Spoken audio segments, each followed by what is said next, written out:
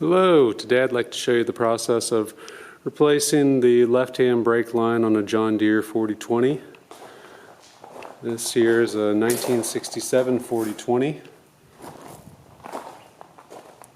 And this brake line has seen better days. Right there I noticed there's some damage and weeping that I was seeing down the side of the transmission case. And these lines aren't that hard to replace. They're just a nut, inline nut over here on this side, and over and around to the opposite side. It's usually caked in dirt. This is on the brake pedal assembly, so that you can stop one wheel at a time. But I'm going to try and get a flathead in there, get this all cleaned up with some dirt from the dirt. I just replaced the other brake line about a year ago. The previous owner, or the owner prior to that, had tried to install a brass inline fitting to stop a leak, and that brass fitting blew for 3,000 psi. That's not a proper fix anyways. And that one, it was a bear in itself, trying to get, you can see the little nut in there, trying to get this to come undone without spinning the other nut that this plugs onto. And I'll try and show you that better when we start taking it apart here. But here's a start. I'm going to start getting things cleaned up and I'll tune back in. Thanks. Alright, I think I have this thing about as cleaned up as I can. The coupling that we have right here is the one that we're interested in taking off. And that's a 7/16 coupling. To clean it, I just used a nylon brush and then sprayed some Dawn dish soap on it. Let it sit for a little bit. Had a little water bottle to spray some water to clean off everything, and tried to use a little flathead screwdriver as a pick as I could. So I hope that you can see this. I'm going to try and focus it as much as I can. It's just a simple lefty-loosey. Now on the bottom of this, sometimes, well, all the time, there's this second fitting, and it's like a double male fitting, so that if this ever corroded or broke off, you could replace the fitting and not have a threads that you'd have to rethread or replace this whole assembly. So I made sure that that doesn't spin at the same time that the coupling's spinning on the actual hose, the flare fitting on the hose. So I'm going to keep on trying to spin this guy off here. It's a little finicky. There we go.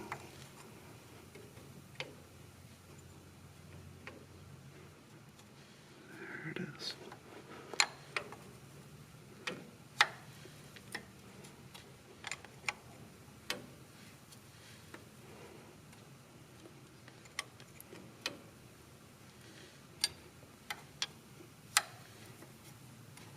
I might be able to get it with my hand now.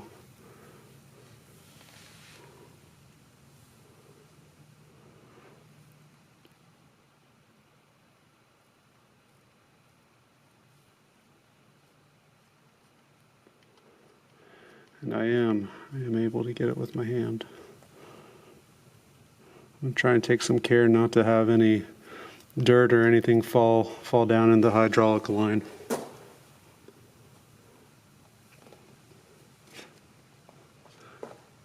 And we're ready to do the other side now, and before we do that, we'll just do a few clamps here.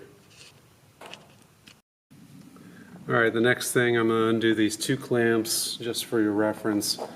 The key is right above this point here, so we're looking at the operator station just about where the front of the operator's feet would go.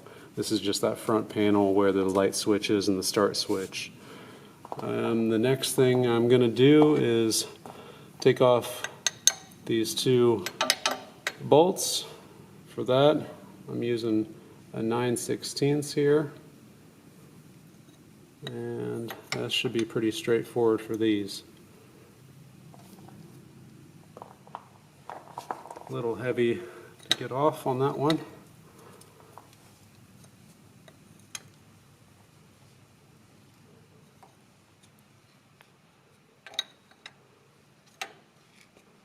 It's going pretty well now.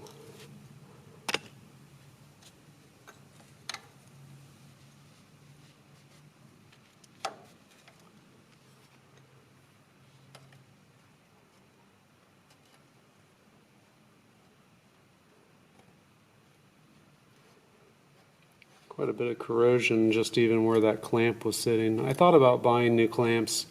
They have the ones now that come with the new brake line that have a rubber coating on them. This lasted for 50 plus years, so I'm not too concerned about the new one lasting just as long. It'll last past my lifetime.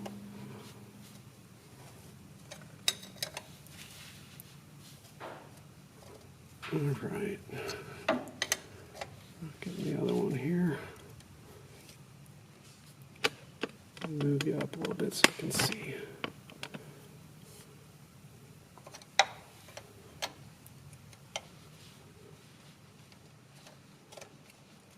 Maybe. I'm getting there.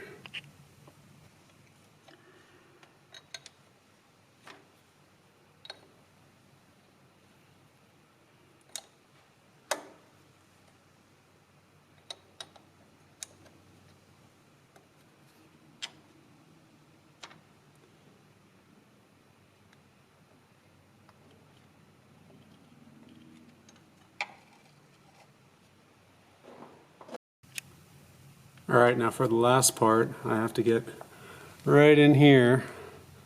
There's this fitting, and like all the other ones, there's a double male fitting that it screws into, and I'll have to figure out a way to hold the double male fitting if it starts to spin on me. When I did the right hand brake line, it did spin on me, and I ultimately just cut the brake line itself and just let it spin. But I'm going to try to avoid that on this one. It's so difficult to get in there. The harness over it doesn't really help it.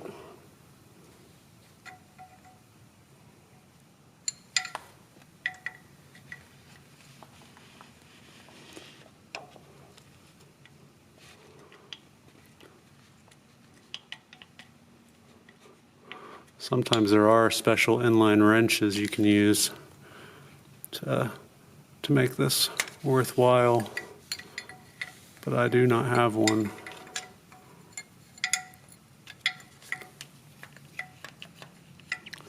Let's try it from this direction here. I got it to bite.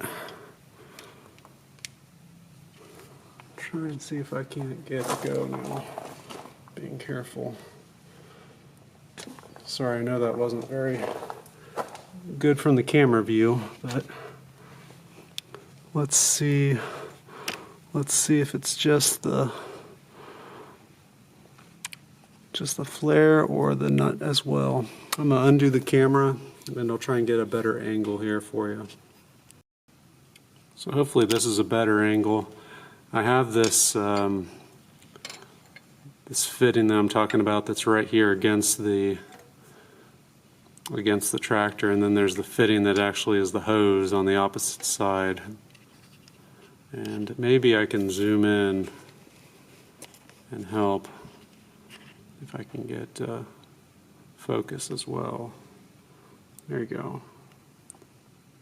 There it is.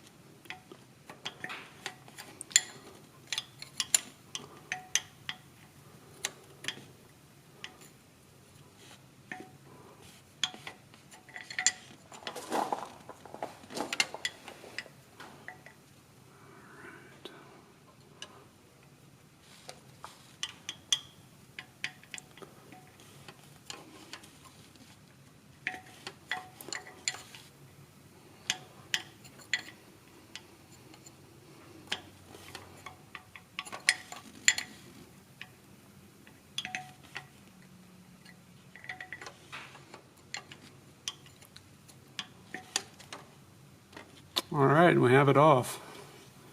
We have it off completely. Let me adjust my camera here, and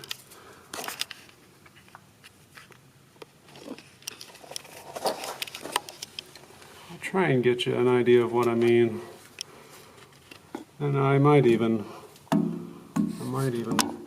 pull that out the rest of the way, that other part. If I can get focus here. There you go.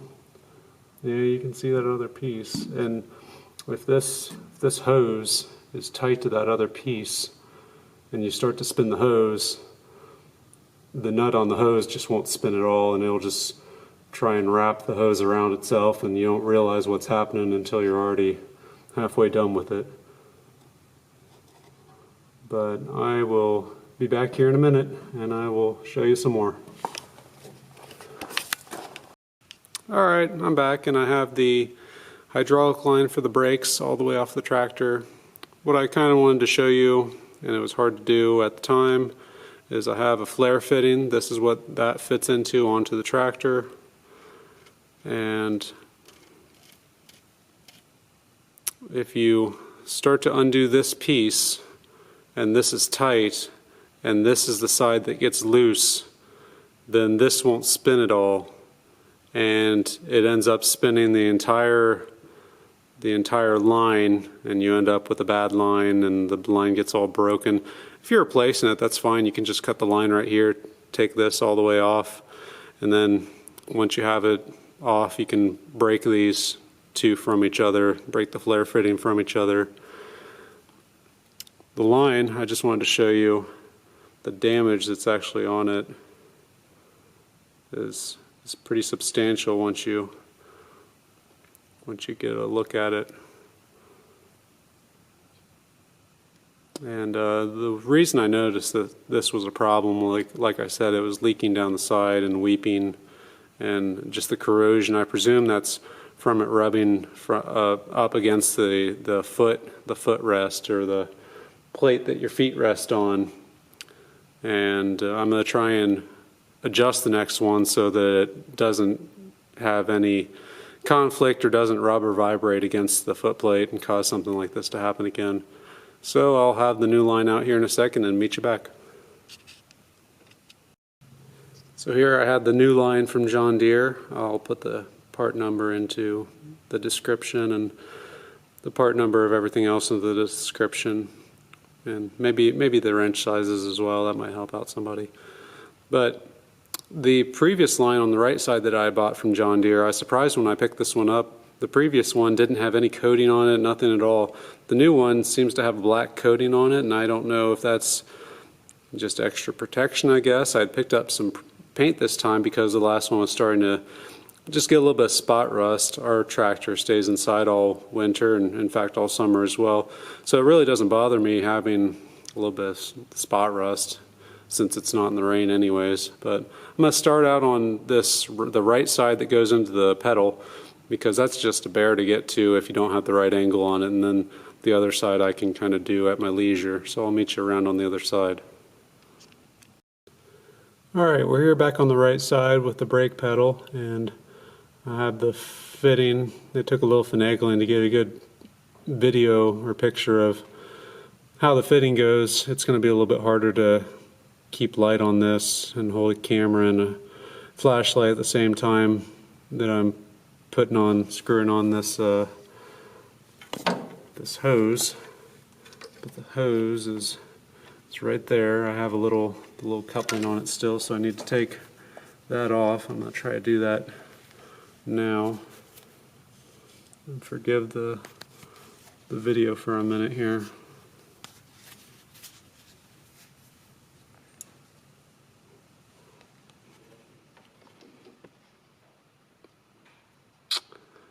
Oh no.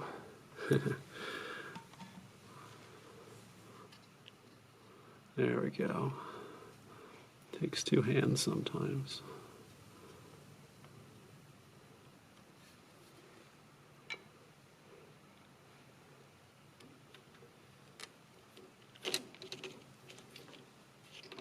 I'm going to line up the top so that it goes into those little brackets. believe I have it now. There we go.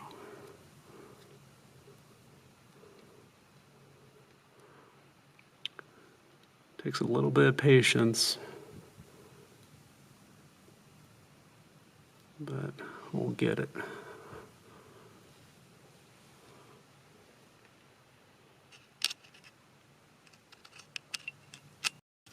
Now I have my 7/16 wrench in hand, and we're going to try and finish this up on this side.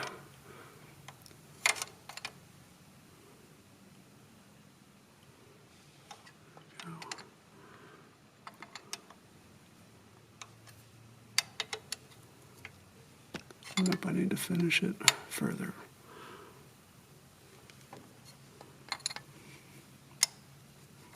There we go.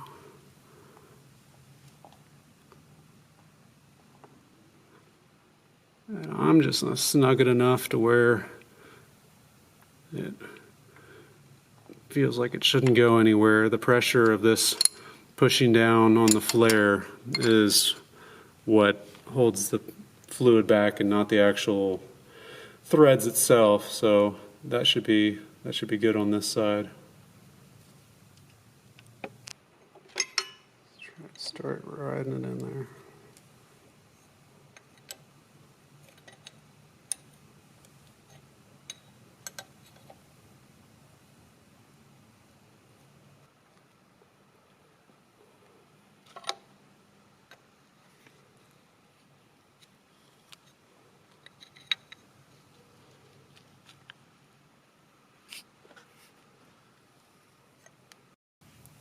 Alright, here's the better view. I got the flare fitting, point it straight on the flare, and this one goes straight on. It's got the right orientation right out the box.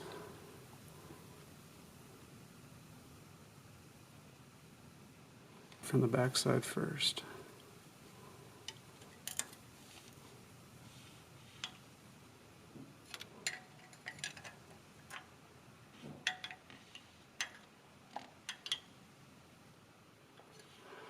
Unfortunately, I'll have to do one just to snug it up from the front. You might not get to see it.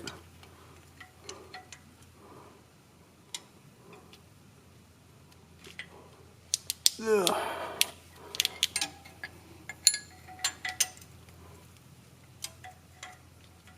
There we go.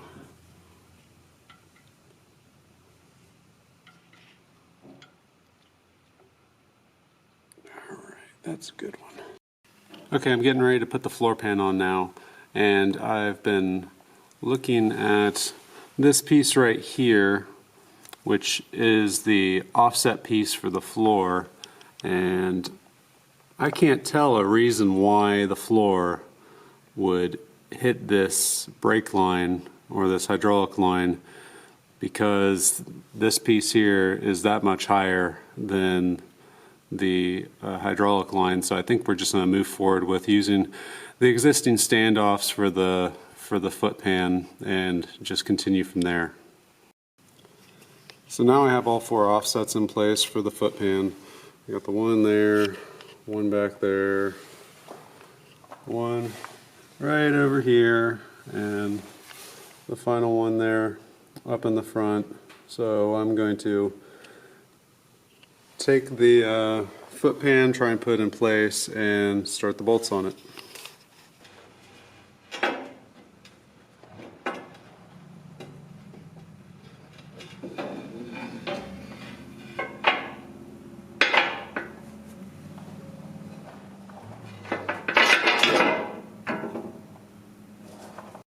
Since we have the floor pan on now, I'm looking at the left-hand brake line, and I can't see where it would even be able to hit the floor pan to even start to chafe at it or cause it to fail. And maybe over the years they added these shims later. These don't look like the original shims, or maybe they removed the floor pan a few times and it just damaged the hydraulic line. I don't know what happened, but it definitely won't hit anymore if it was hitting before. So I'm going to keep on going at it and add the bolts now. Now I've got all 4 bolts into the floor pan. Next I'm going to slide this pin back into the differential lock that would cause both tires to spin at the same rate. Hopefully I can get it to stay with one hand. Probably not. Nope. I'm going to put down the camera here.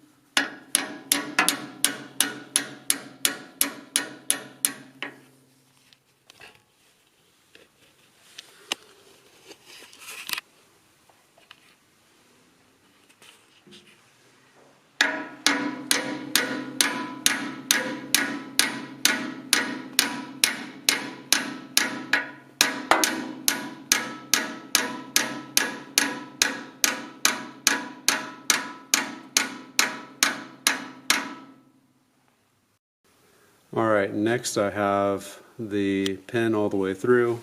I just need to lock it into place now. There's a little spot for a washer and cotter pin, so I'm going to do that now. Just slide the washer over and then push the cotter pin through.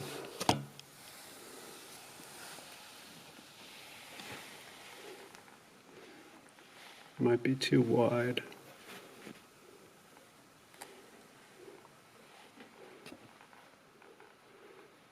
You might be able to get it now.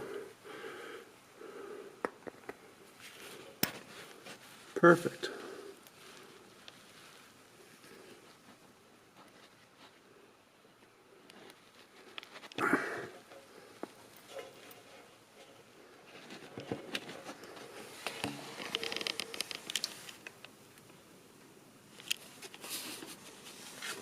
There we go.